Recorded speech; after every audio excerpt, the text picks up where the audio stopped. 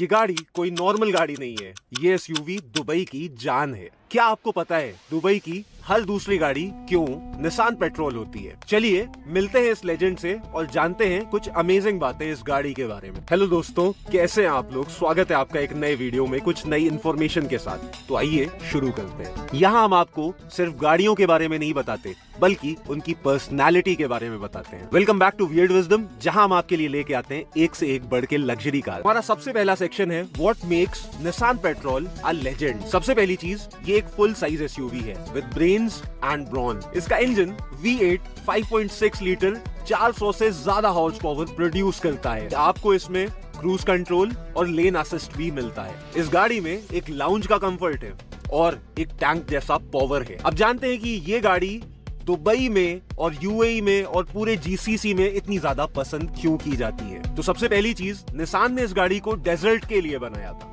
इसमें मिलता है आपको सैंड मोड, डिफरेंशियल लॉक और एक ऐसा एसी जो 50 डिग्री से भी ज्यादा हीट हैंडल कर लेता है। दूसरा सबसे इंपॉर्टेंट पॉइंट कि ये गाड़ी दुबई में इतनी ज्यादा पसंद क्यों की जाती है, तो ये एक सिंबल ऑफ स्टेटस है। तीसरी वजह कि जिसकी वजह से इस गाड़ी को बहुत ही ज्यादा पसंद किया जाता है, वो है इसका इजी मेंटेनेंस। इसके पार्ट्स बहुत इजीली अवेलेबल हैं और ये गाड़ी सस्ते में मेंटेन हो जाती है। और दूसरी चीज, दुबई की गर्मियों को ये आराम से हैंडल कर लेती है। ये BMW X5 नहीं जो थोड़ी सी गर्मी पड़ने से इसका एसी रूठ जाए। अब जानते हैं ये गाड़ी कहाँ पे सबसे ज्यादा डोमिनेट करती है। ये गाड़ी ओमान, सऊदी, कतर, यूएई और जीसीसी के काफी सारे मुल्क में फेमस है और इन जगहों पे ये डोमिनेट करती है। यहाँ तक कि ये कनाडा के स्नोई टेरेन्स में भी डोमिनेट करती है। इस गाड़ी को रॉयल फैमिलीज यूज करती हैं, एक्सपैट्स यूज करते हैं, यहाँ के लोकल्स यूज करते हैं और यहाँ तक कि ये वेडिंग कॉन्वॉयज में भी ये गाड़ी इस्तेमाल होती है। तो आइए जानते हैं निसान पेट्रोल का क्रेज कब से शुरू हुआ। सिंस 80s और 90s निसान पेट्रोल बहुत ही ज्यादा पसंद की जाती है जीसीसी में और तब से लेके आज तक ये गाड़ियों में किंग स्टेटस पे है। ऐसा है कि लोग 1997 के मॉडल को भी ऐसे सेव करके रखते हैं जैसे ये कोई हेरिटेज हो। ज्यादातर लोगों का अब ये सवाल है, how it feels to drive a Nissan Patrol. ये गाड़ी ड्राइव करने में पावरफुल है, हैवी है, लेकिन ये गाड़ी स्मूथ ड्राइविंग एक्सपीरियंस देती है। कॉर्नरिंग में थोड़ा सा कमजोर है, लेकिन सैंड्स पे बहुत ही ज्यादा मजबूत होती है। इसको चलाने में ऐसा लगता है जैसे आप किसी फोर्ट्रेस में बैठे हुए हो। यहाँ तक कि कुछ लोग ऐसा भी कहते हैं कि जब निसान पेट्रोल चलाते हो तो सारी टेंशन गाड़ी के नीचे दब जाती है। निसान पेट्रोल लेने वाले लोग सिर्फ एक गाड़ी नहीं खरीदते हैं, बल्कि एक लाइफस्टाइल चूज करते हैं। तो अब कमेंट सेक्शन में आप ये बताओ कि आपका फेवरेट निसान पेट्रोल कौन सा है। अब बात करते हैं इस स्पेसिफिक निसान पेट्रोल की। ये Nissan petrol Nismo modified Nissan petrol है और इसमें V8 सिलेंडर आता है और ये 500 प्लस हॉर्स पावर जनरेट करती है। अगर इसके अंदर आप देखेंगे तो इसमें ऑरेंज क्विल्टेड लेदर सीट्स मिलेंगे आपको। इसका इंटीरियर रोल्स रॉयस जैसा फीलिंग देता है, यानी ये निसान पेट्रोल लग्जरी का दूसरा नाम है। इसमें आपको निस्मो के फुट पेडल्स मिलते हैं और इसमें आपको मिलती है रोल्स रॉयस की स्टारलाइट हेडलाइनर, जिसे देख के ऐसा लगता है कि मानो पूरा आसमान हमारी गाड़ी में समा गया है। आइए अब हम आपको ले चलते हैं अपने मैकेनिक सेशन पे, जहां हम आपको इस गाड़ी की प्रॉब्लम्स और उन्हें कैसे ठीक कराना है और कितने पैसे में ये गाड़ी ठीक हो जाएगी उसके बारे में इंफॉर्मेशन देते हैं। ये गाड़ी अगर सही से मेंटेन करो तो 4 लाख किलोमीटर भी कुछ नहीं है इस गाड़ी के लिए।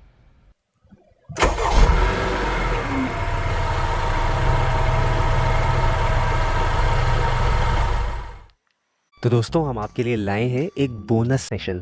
इस बोनस सेशन में हम आपको ये बताएंगे कि इस गाड़ी में क्या क्या फॉल्ट्स आती हैं। इसके लिए हम लेके आए मोहसिन भाई को। ठीक है, मोहसिन भाई यहाँ पे अपना खुद का गैराज चलाते हैं और गाड़ियों का काम खुद भी किया करते हैं। तो आइए मोहसिन भाई से कुछ सवाल करते हैं और उसका जवाब जानते हैं कि निसान पेट्रोल में क्या क्या खर्चे आते हैं। तो मोहसिन भाई, अपने बारे में कुछ बताइए।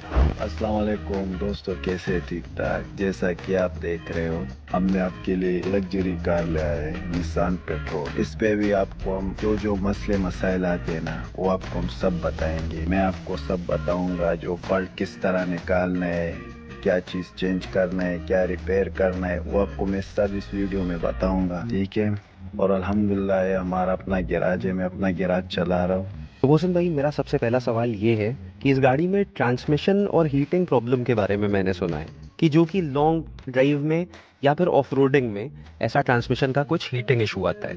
ये इसकी वजह से आता है ना कि इसका जब कूलर बंद हो जाता है ना तो उसकी वजह से भी ट्रांसमिशन का प्रॉब्लम आता है। जब लोग गाड़ी का गियर सही नहीं लगाता, नहीं चलाता, तो उसकी वजह से हीट अप का वो प्रॉब्लम आता है। लेकिन वो मुश्किल नहीं है, हम इसको सही तरीके से ठीक करते हैं, क्योंकि पहले तो हमको खोलना पड़ता है इसका कूलर इसका रेडिएटर के साथ ही लगा है। हम खोलते उसको प्रेशर टेस्ट करके चेक करते, अगर रेडिएटर कूलर लीक है तो हम उसको रिप्लेस करके दूसरा डालते। फिर हम आते गियर की तरफ, उसमें हम गियर ऑयल चेक करते। गियर ऑयल अगर गंदा है तो उसका फिल्टर में खोल के चेम्बर को पूरा गियर ऑयल निकाल के साफ सफाई करके नया गियर ऑयल डालते। तो ये 2-3 साल तक आराम से चलाते हो, इसमें कोई इशू नहीं आएगा, कोई प्रॉब्लम नहीं है, आप लोग आराम से चला सकते। लेकिन हाँ, अगर गियर को सही तरीके से लगाना है ना तो फिर 4-5 साल भी चल सकते हैं। नहीं, अगर आप लोग गियर को सही तरीके से नहीं लगाते, मैनुअल में भी चला सकते, लेकिन जब मैनुअल में चलाते एक गियर में गाड़ी चल जाते तो फिर उसका हीटिंग का बहुत प्रॉब्लम आते है। मैनुअल में चलाते हैं ना, ये लोग बोलते हैं कि यार ये निसान पेट्रोल में हीटिंग का ये प्रॉब्लम आते है, तो ये इसकी वजह से आते हैं, बाकी इसमें कोई इशू नहीं है। रोशन भाई, हमारा अगला सवाल निसान पेट्रोल के एसी इवेपोरेटर की कंप्लेन से रिलेटेड है। ये एसी इवेपोरेटर में क्या सच में प्रॉब्लम आती है, और आती है तो इसको सही करने का क्या तरीका है और कितना प्राइस लग जाता है? जी बिल्कुल, आपने सही बताया। इसमें जो एसी का ऑपरेटर है ना, इसमें कंप्लेंट आते है, क्योंकि दुबई में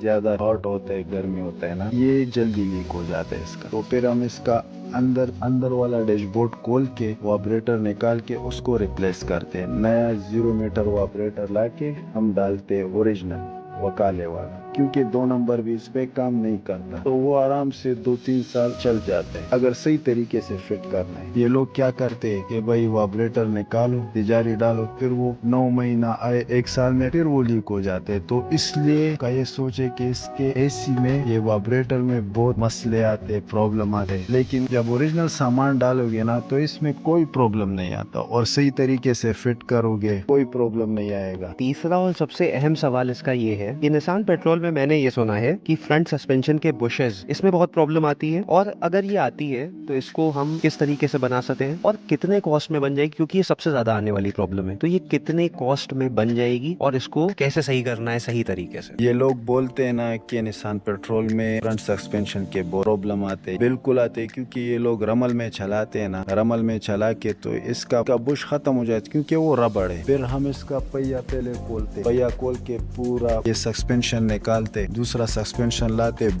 खाली बुश ला के फिर मखरते वाले को दे के वो प्रेसिंग पे डाल लेते, फिर आराम से 3-4 साल गुजार लेता है। लेकिन हाँ, एक बात है, अगर रमल में गाड़ी चलाया रेगुलर तो ये 1-2 महीने बाद भी खत्म हो जाता है। 2-3 महीने में इसका बुश खत्म हो जाता है तो लाजिम दूसरा डालेगा। और इस पे मैं आपको बताता हूँ कि इस पे कॉस्ट कितना आएगा। पहले तो हम वकाले से कोटेशन लेते हैं, हमारा पूरा लेबर चार्ज सब कुछ डाल के जब सही काम करना है ना 2500 तक आता है, क्योंकि पूरे दुबई में घूमो, इंशाल्लाह हमारे जैसा प्राइस आपको किधर भी नहीं मिलेगा। हम सीधा बात बोलते हैं और हम 2 नंबर ही नहीं करता, जो सामान डालते उसका ओरिजिनल बिल कस्टमर को हाथ में दे दे। इंशाल्लाह हमारी तरफ से आपको कोई दिक्कत नहीं आएगा कि भाई इसमें आपने काम किया। 1 साल तक भी हम आपका मासूल है इस काम का, क्योंकि हमको पता है कि हमने इसमें नया बुशा डाला है, 1-2-3 साल लाजिम चलता है। लेकिन हाँ, जब रमल में चलाएगा तो लाजमी 3-4 महीने में बुश खत्म हो जाएगा, इसका हम गारंटी नहीं दे सकते। ओके,